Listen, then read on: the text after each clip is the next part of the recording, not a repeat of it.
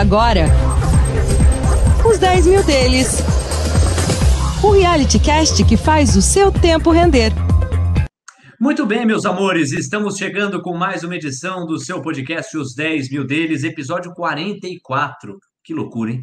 44 episódios deste reality em que a gente começou com 10 mil e estamos na casa dos 13 mil reais. Já aproveito para passear com você pelos números dessa semana. Nossa carteira ficou em 13 mil reais 120 ou 13.120 reais, uma alta de 0,5%, e a gente deixou o Ibovespa ver navios. Se você pegar o recorde da semana, o Ibovespa recuou 0,9% a 113.750 pontos.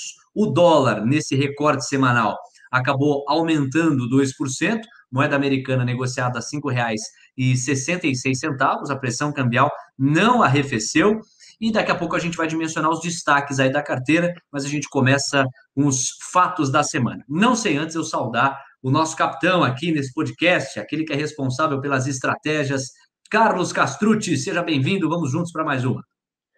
Fala, Léo. Vamos lá, né? Tem coisa para explicar hoje, tese nova no radar, né? Pois é, daqui a pouquinho tem a revelação da semana. Você que gosta de diversificação, hoje a diversificação vai ser geográfica. Tem um papel que não é brasileiro e que o Carlos colocou na carteira. Hoje tem bastante assunto, até por isso eu vou bem dinamicamente passar pelos principais fatos da semana. Covid. Não tem jeito, a vacinação no Brasil ainda está emperrada, ainda não descambou.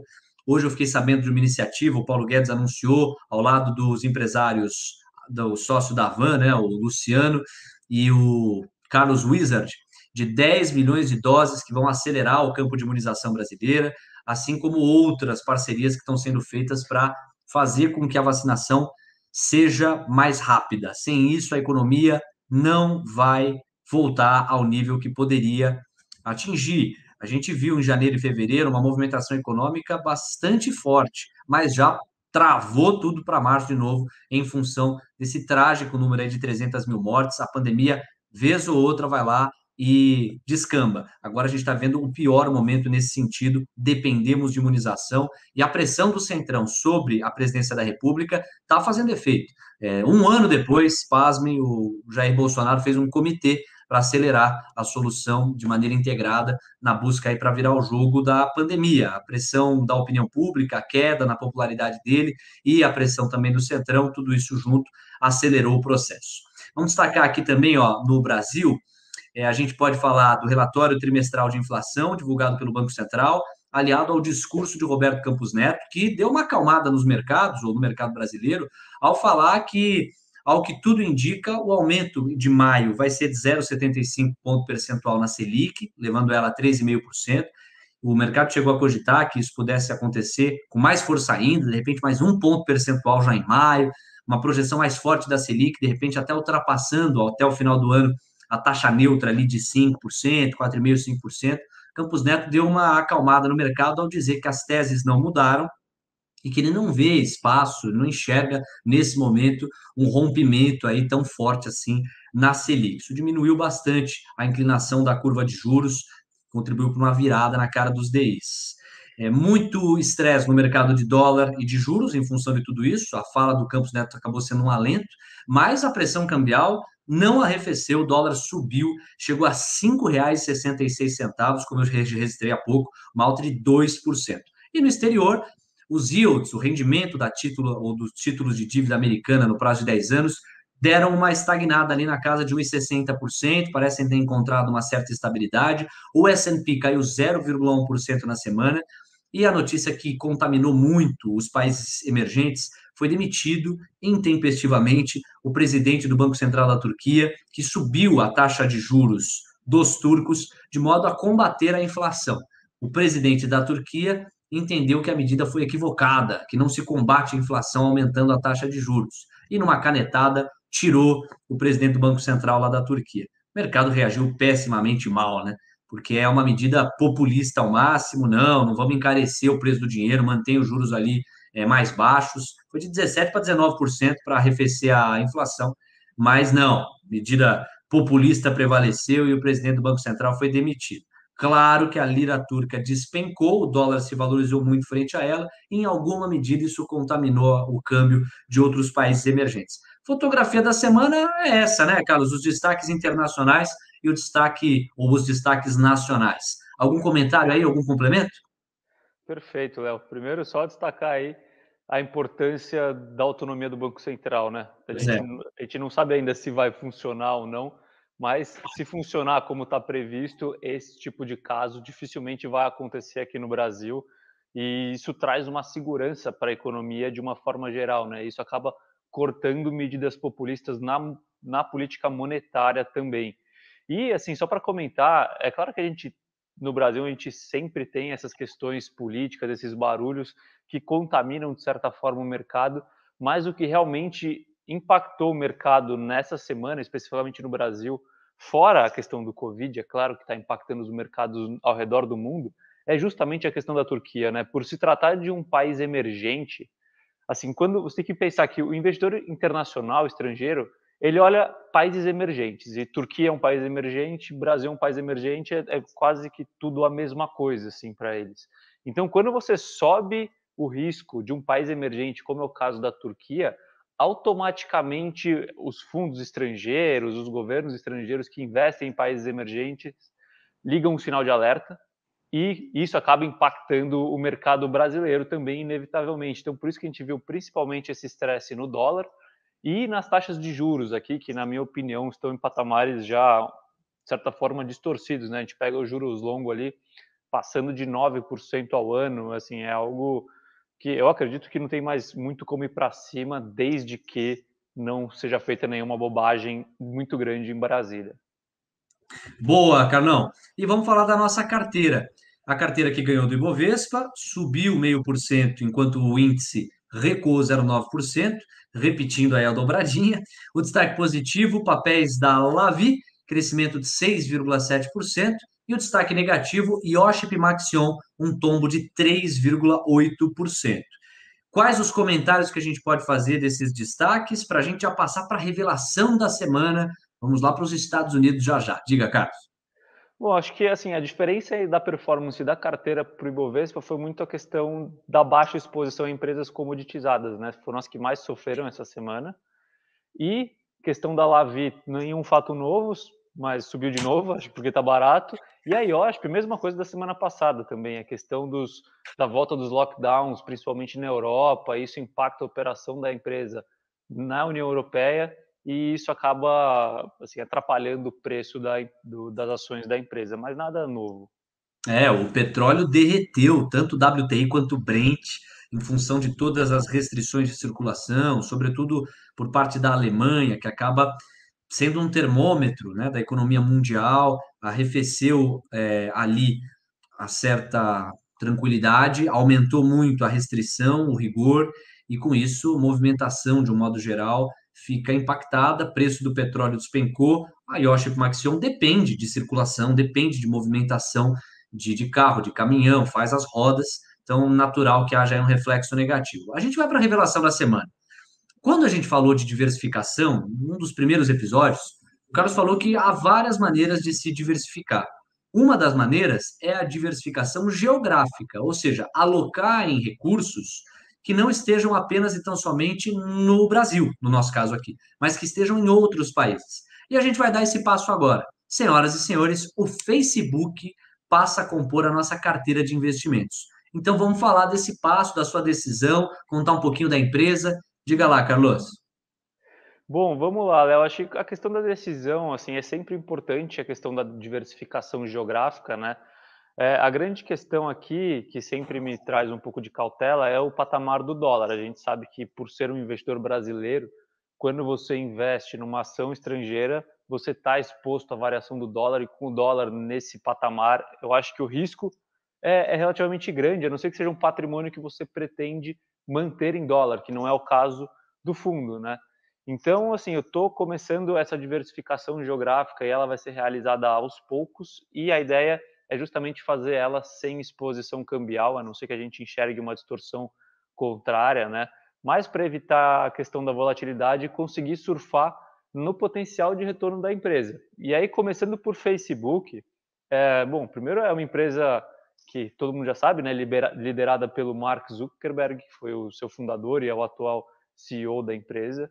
É uma das empresas mais valiosas do mundo, né? Ela vale aproximadamente 800 bilhões de dólares, acho que eu não sei o dado direito, mas eu imagino que seja mais do que a bolsa brasileira inteira, se bobear.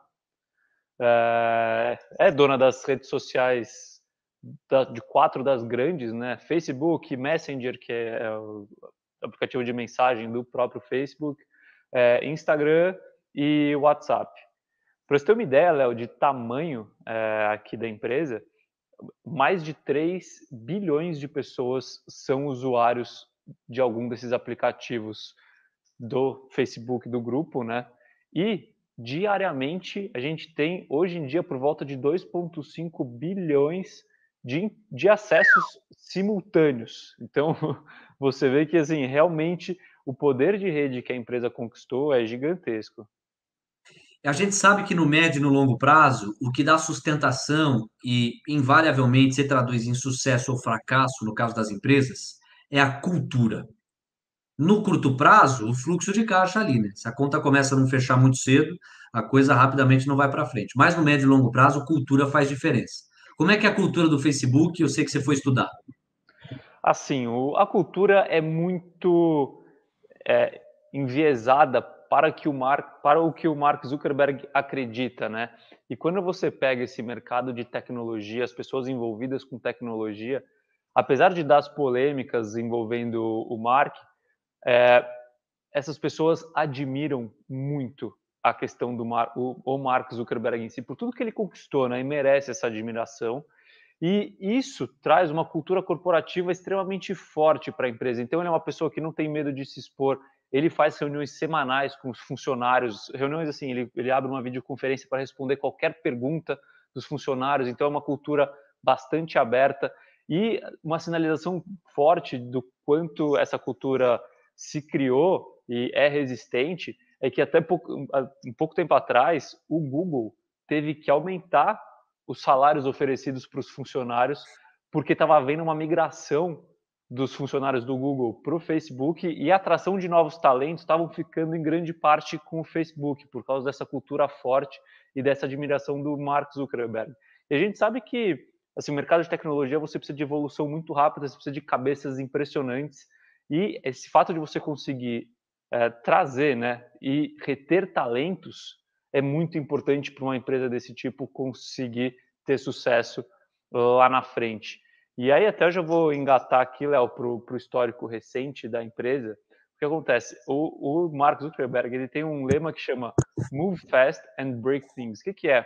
Ele, de certa forma, qual que é o racional dele? Ele desenvolve o aplicativo ou a funcionalidade nova e antes de tentar deixar a questão, né, o aplicativo ou a funcionalidade perfeito, ele coloca para funcionar, ele coloca para rodar essa nova funcionalidade, toma os feedbacks negativos, as críticas, adapta e vai nesse processo de adaptação contínua, mas sempre colocando questões novas. Que por um lado é muito positivo, mas por outro pode trazer alguns riscos que fizeram com que, por exemplo, as ações da empresa tenham sofrido, de certa forma, desde 2018 até hoje. Sofrido, elas não estão caindo, mas elas estão performando menos do que as grandes empresas de tecnologia. E por quê? Porque essa questão de você mover rápido demais, né, sem fazer o ajuste fino antes de colocar as coisas de pé, fez com que a empresa se envolvesse em alguns casos muito polêmicos, né, que acabaram conturbando a imagem da empresa. Primeiro foi na questão da eleição do Donald Trump, aquele caso do Cambridge Analytica, que causou uma incerteza quanto à segurança de dados do Facebook. E depois, e que ainda é uma questão hoje em dia, é a segurança do conteúdo do Facebook, né? E quando a gente fala de segurança do conteúdo, é a questão da disseminação de vídeos impróprios, de fake news, de discursos de ódio e assim em diante. E é impossível a gente deixar de reconhecer, até por aquele gancho que você trouxe há pouco, com mais de 3 bilhões de pessoas em alguma das redes sociais que o Facebook tem debaixo do guarda-chuva, a movimentação, o fluxo de informação é um negócio descomunal, né? gigante, gigante, gigante. Existe também uma questão de antitrust relacionada ao Facebook. Eu gostaria que você tocasse nisso, cara. Exato, Léo. O que acontece? Como a empresa cresceu demais, né, ela é muito grande, os órgãos reguladores, como se fosse o CAD aqui do Brasil, eles Isso. começam a analisar a questão do Facebook e falam, bom, vocês estão grandes demais, isso pode estar gerando uma concorrência desleal por conta das práticas que vocês têm, e por isso a gente gostaria de que, caso confirmado essas questões, de quebrar a empresa, tá? Então, para evitar justamente essa concentração de poder em cima do Facebook. E isso também ajudou a impactar negativamente as ações da empresa. E apesar dessas polêmicas, por que é que você se sentiu seguro o suficiente para investir? Bom, vou começar pela última questão, que é a questão do antitrust. O que acontece, assim, se você conversar com alguns juristas, você acha vários artigos sobre esse caso do Facebook online. É, é muito difícil você provar que uma empresa está praticando, me fugiu a outra palavra, então vou repetir, praticando práticas desleais com questão à concorrência com os seus concorrentes, porque é uma empresa onde os seus usuários não pagam nada, né? Ela fornece um serviço gratuito. Então, por essa questão, fica muito difícil você dizer que a empresa está praticando questões desleais com seus concorrentes, porque ela não está abaixando o preço para tentar quebrar um concorrente, nem nada. É um serviço que é gratuito e ela cresceu por conta da qualidade do serviço. Então, esse risco, de certa forma, ele é baixo, tá? Segundo ponto, a empresa aprende com os erros e consegue corrigi-los. Então, a questão da segurança de dados, o Facebook aperfeiçoou muito de lá para cá, tanto é que a gente não viu nenhuma questão de escândalo agora nas eleições de 2020, né, dos Estados Unidos, e a questão de segurança do conteúdo. Você tem algumas estatísticas do Facebook, hoje em dia, quando a questão são vídeos, né, então vídeos impróprios, vídeos de suicídio, e coisas em diante, a estatística do Facebook é que ela consegue eliminar automaticamente já aproximadamente 99% desses vídeos com conteúdo impróprio. Então, assim, é uma empresa que vive aprendendo e evoluindo e melhorando, sabe? Então, isso é um ponto muito positivo para uma empresa desse gênero. Outro ponto, ainda na questão qualitativa, Léo, que vale a pena destacar, é a visão de negócio do Mark Zuckerberg especificamente, né? E a capacidade de adaptação da empresa. E aqui eu trago alguns exemplos, né? O negócio inicial do Facebook é o Facebook. E quando ele viu o crescimento e o potencial do Instagram, por exemplo, que não tinha nenhum real de faturamento naquela época, ele pagou uma fortuna na época, que era $1 bilhão pelo Instagram, porque ele enxergava esse potencial e essa ameaça competitiva. Na época foi super criticado isso e hoje em dia o Instagram é uma empresa de centenas de bilhões de dólares, talvez valha mais até do que o Facebook por si só, né? Só o aplicativo do Facebook. Fez a mesma coisa com o WhatsApp, comprando o WhatsApp quando enxergou esse potencial, inclusive de sinergia entre os aplicativos. E quando ele não conseguia comprar, né, que foi o caso do Snapchat e do TikTok, por exemplo, ele criou Stories, que hoje em dia é uma febre, e o Reels, né, no Instagram, que está pegando tração também. Então você vê que assim é uma empresa com uma capacidade de adaptação extraordinária. E aí tem aquela última questão aqui de redes sociais, que assim, quanto mais gente usando, e no caso a gente tem 3 bilhões, que é quase metade da população mundial, quanto mais gente usando as redes sociais, mais forte a rede social se torna e menor é a probabilidade da rede social perder pessoas, né? Porque as pessoas têm esse senso de sociedade, essa necessidade de estar fazendo o que as outras pessoas estão fazendo. Então, quanto maior a rede, mais gente próxima a você na rede, mais você quer entrar na rede, e isso traz uma força que é exponencial, é como se fosse um ganho de escala da empresa. Carlos, é aquela história, a força da rede são seus atores, né? Quanto mais gente você tem, mais forte ela fica. E aí, por isso que eu insisto, a cultura faz diferença no médio prazo. Não faz tanto tempo existiu o Orkut. O Orkut era uma rede com muita gente. Só que o Orkut, diferente do Facebook, não soube aprender com os próprios erros, ver, avaliar os concorrentes e melhorar a si mesmo para competir à altura. E o Facebook, por tudo isso que você destrinchou, tem uma agilidade, uma perspicácia muito rápida na hora de contornar, ajustar a rota, fazer ajustes finos, ou mesmo jogar com as cartas que o poder assegura a uma empresa que cresceu da maneira como cresceu e até mesmo comprar, né, para ganhar, fazer ali as suas rodadas de pedido e conseguir aumentar ainda mais os tentáculos, né? É de fato um canhão. E vamos colocar os números desse canhão que certamente você investigou, analisou, calculou, planilhou. Vamos falar aí dos múltiplos. Agora é a parte que eu mais gosto, né, Léo? É, eu sei. Essa é só para dar uma contextualização. O que interessa para mim tá aqui. Brincadeira, claro que tudo interessa, mas vamos lá, vamos falar de número aqui. Acho que o primeiro ponto que é importante destacar é quando a gente fala da qualidade do balanço da empresa, né? E por se tratar de uma empresa que, assim, quase não tem custo fixo, né? Tem custo de tecnologia e ela investe em tecnologia conforme ela cresce. É uma empresa que simplesmente não tem dívida, é zero dívida, tá? Ela não tem dívida, nunca se endivida porque ela não precisa disso. Ela consegue crescer sem se alavancar e sem investir muito em infraestrutura física. Não é uma empresa de capital intensivo, é uma empresa de tecnologia, de serviço. Segundo ponto, é uma empresa com margem de lucro alta, uma empresa com mais de 30% de margem de lucro. Então você vê aí que é uma empresa que tem uma certa gordura, né? O negócio é sólido e ela tem uma gordura para investir mais um ano ou num outro, gastar um pouco mais no ano, e mesmo assim é uma empresa que consegue gerar lucro. E aí, vindo para os números, então, é uma empresa que hoje, quando a gente fala de múltiplo, ela está negociando a um múltiplo de preço por lucro, com o lucro já de 2020 contabilizado, de 27 vezes, tá? E quando a gente fala do preço por lucro estimado para o lucro de 2021, ela negocia a um multiplicador de 21 vezes.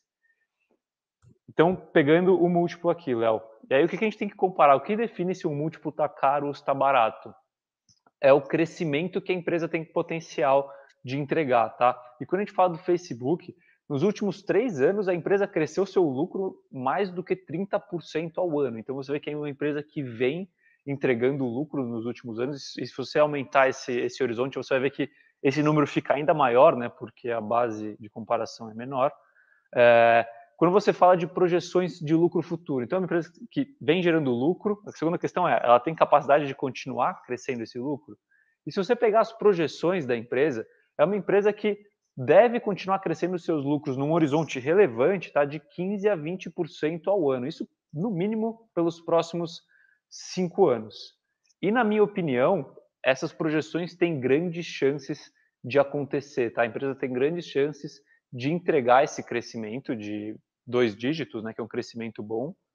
E antes de entrar nos motivos do porquê eu acredito nisso, quando você pega uma empresa crescendo de 15 a 20% ao ano, com um múltiplo ali de 25, 27 na média, você está pagando barato. Por mais que o múltiplo seja relativamente alto, a empresa entregando esse crescimento, a empresa fica barata do ponto de vista de múltiplo, tá?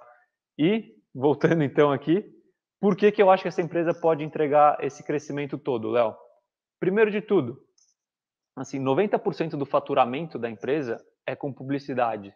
Então, com impulsionamento de posts, com publicidade paga e assim em diante.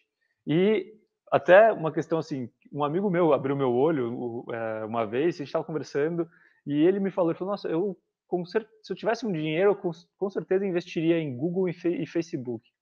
Eu falei, pô, por quê?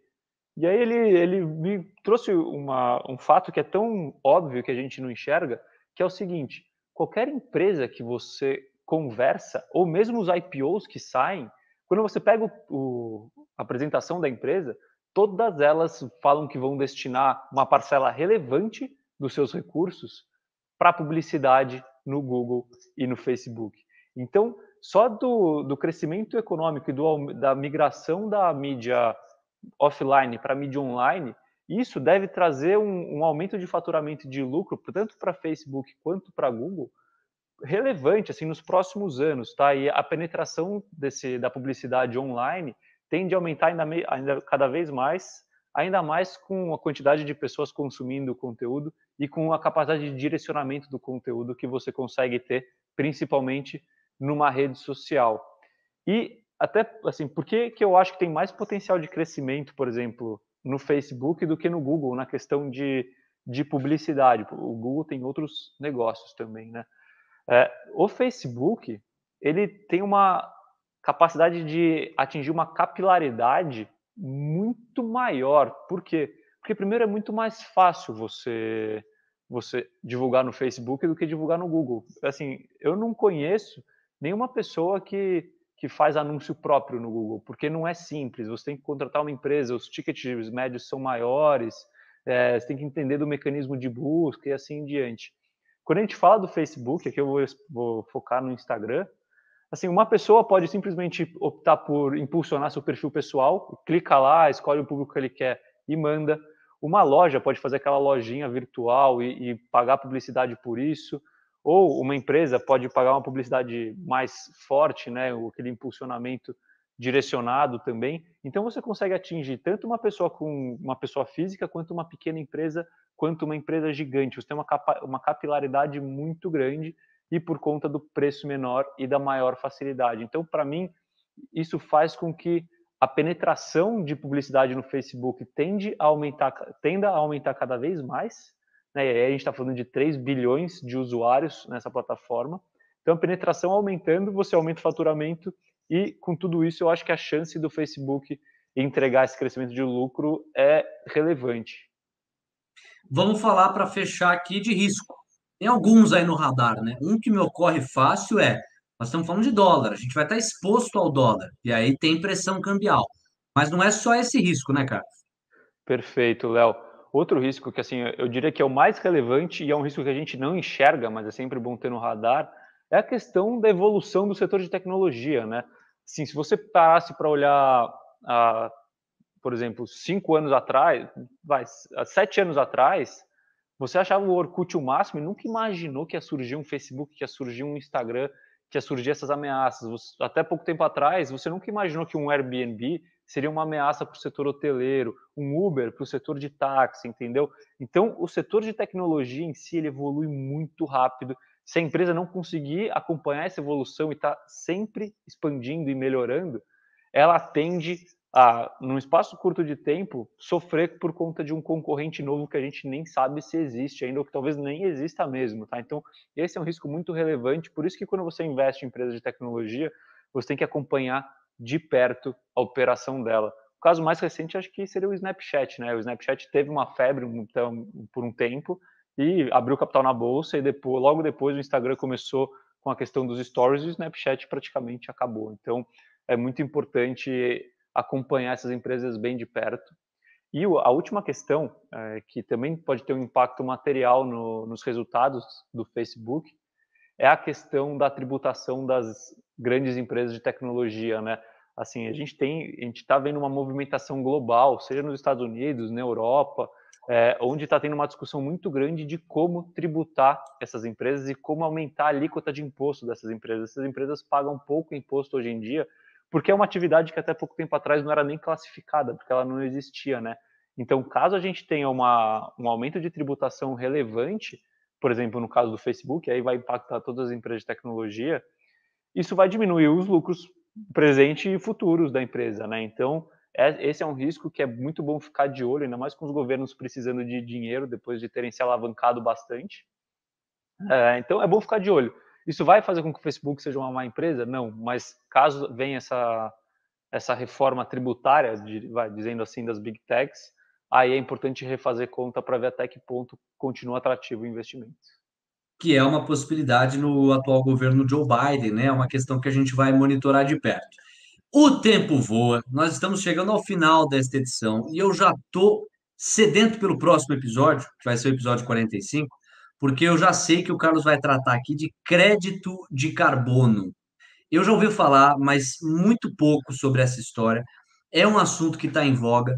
Algumas empresas já têm buscado participar desse mercado, já têm, através de algumas práticas, conseguido em troca crédito de carbono, mas pouco se sabe a respeito no afegão médio, né? Você para uma pessoa na rua, fala em crédito de carbono, ela pergunta se você está xingando o pai dela, né? Você tem muita coisa para avançar ainda nesse debate e o Carlos está de olho para não perder nenhuma oportunidade. Então já fica o compromisso aqui, no nosso próximo episódio, você vai explicar como está esse debate atual, qual que é a possibilidade real deste crédito de carbono ser considerado um ativo relevante por parte do investidor. Não vamos esgotar tudo hoje, porque senão, né, a gente tem que ir aos poucos, né? Carlão, belo programa mais uma vez, te agradeço, que na semana que vem, aconteça o que acontecer, nós estejamos subindo, vai ser minha torcida. Bom, Léo, eu que agradeço mais uma vez pelo programa, agradeço aos nossos ouvintes e telespectadores. Semana que vem aí estamos aí para explicar mais questões. Agora a questão do crédito de carbono, até essa pergunta eu recebi do Vitor, um amigo meu. Então, Vitor, fica o compromisso aí para o próximo episódio, tá? Eu vou responder aqui essa pergunta. E é isso, semana que vem estamos aí, espero que com menos volatilidade, como sempre, e espero que com uma subida, né? É isso e um abraço. Boa! Esse abraço aí tá cada vez mais famoso. Valeu, gente. Um abraço a todos. Boa semana para vocês.